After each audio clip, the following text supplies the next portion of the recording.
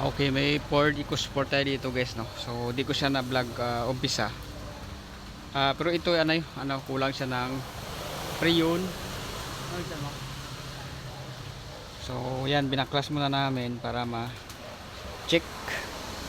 Kasi sobrang hirap baklasin, no. So ito yung evaporator niya, no. Na-out na namin, no. Yan. Tapos dito, no, may langis. Nag-oil siya.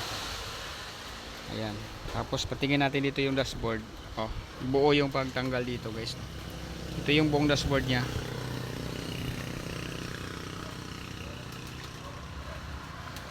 Ayan. Okay, so pagtanggal nito, buo siya, no. Kunin nyo lang po yung mga wiring sa gilid, din doon din. Tapos meron siyang isang bolt doon sa may pertahan, no. So kailangan talagang tanggalin yung pertahan na yan. So tinanggal namin yan para makuha yung isang bolt, oh. Kita nyo isa yung bolt dito. Yan, pero binalik lang namin ng temporary para hindi siya malaglag. Ayan, oh. Ford EcoSport. Ayan, so ligtis natin ito, guys.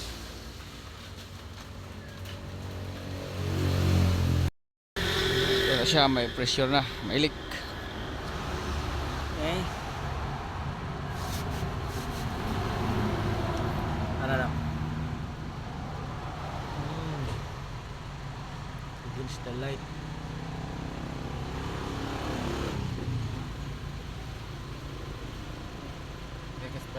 Okay na. Ayan, may butas, no. So palit tayo ng bago.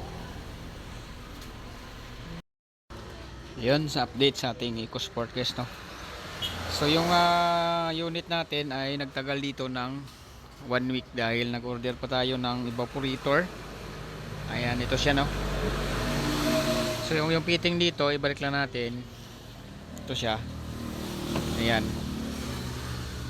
Kasi merong EcoSport na fix ito. Hindi siya matanggal, no. Ayan, balik natin yan, no. Tapos ang lagyan to natin siya na palibot ng aero tape kasi maliit siya ng konti compare sa ayan, no.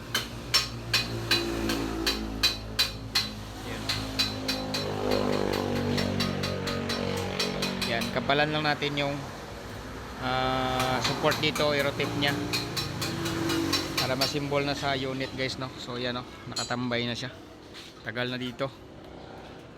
Okay, so simbol na lang namin to. Okay, so update sa ating Ford EcoSport, guys, no. Ayan, so na-replace na natin, naulit na natin yung dashboard. Ayan, good na, malamig na siya.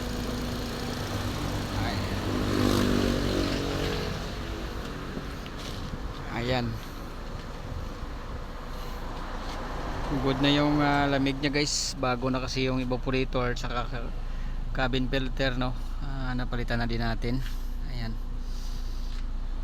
so magtanggal nito, buo tong tanggalin kasama yung manubela. Tanggalin nyo lang yung coupling sa ilalim.